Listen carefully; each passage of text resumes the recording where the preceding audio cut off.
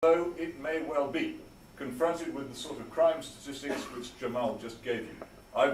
My book, The Abolition of Liberty, is a book about crime and about the horror of it and about the feebleness of our society in dealing with it, which disgusts me. And my first book, The Abolition of Britain, is largely about the moral collapse of this country into licentiousness, into bad language, into disrespect for each other, into the sort of garbage, what Alexander Solzhenitsyn called the liquid manure, which is characterized by television programs such as Big Brother. I'm concerned about these things, but is Islam the answer? Now, looking around at this country, it's very tempting to say that yes, it is.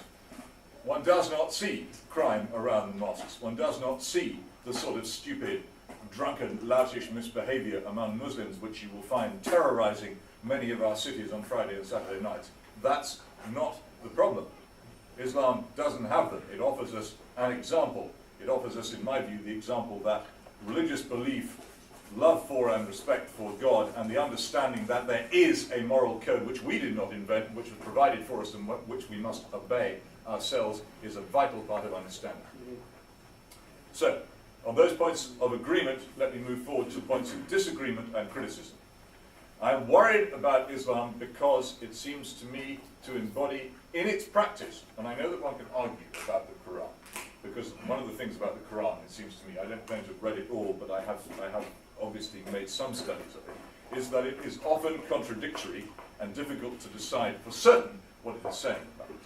But one of the problems about Islam in practice, where it is in the majority, is that it is often highly intolerant of other faiths, particularly of my own, and that it is very unwilling, once it has established itself, to give way to other faiths, that it will not accept conversion from itself to other faiths with any kind of willingness, and in some cultures will actively punish those who seek to leave it. This seems to me to be a very, very reprehensible characteristic of any faith. As far as I am concerned, you come to a faith as a volunteer, and the whole purpose of it is that you live with its precepts because you believe it and are entirely committed to it of yourself. The crucial phrase, there is a particular prayer in the Church of England 1662 prayer book, of which I'm an enthusiast.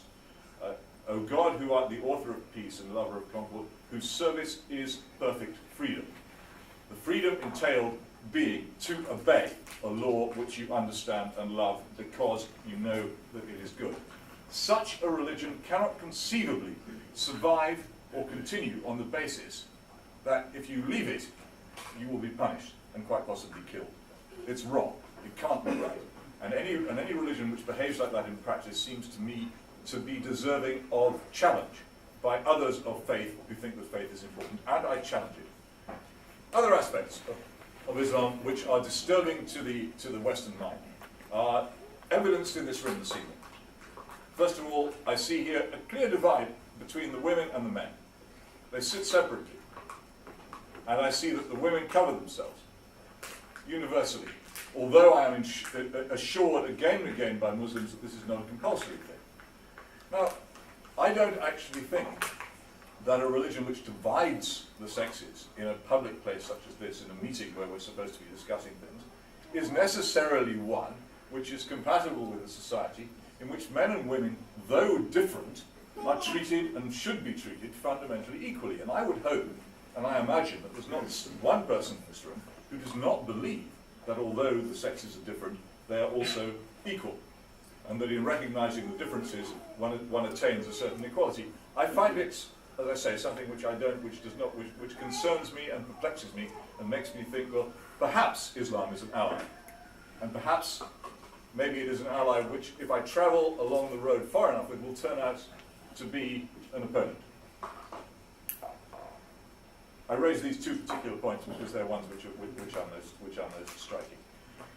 There's a third one which concerns me, and that's this. In the course of what I do, I travel quite a lot around this country, and I travel particularly to the areas in which there are large concentrations of Muslims in this country.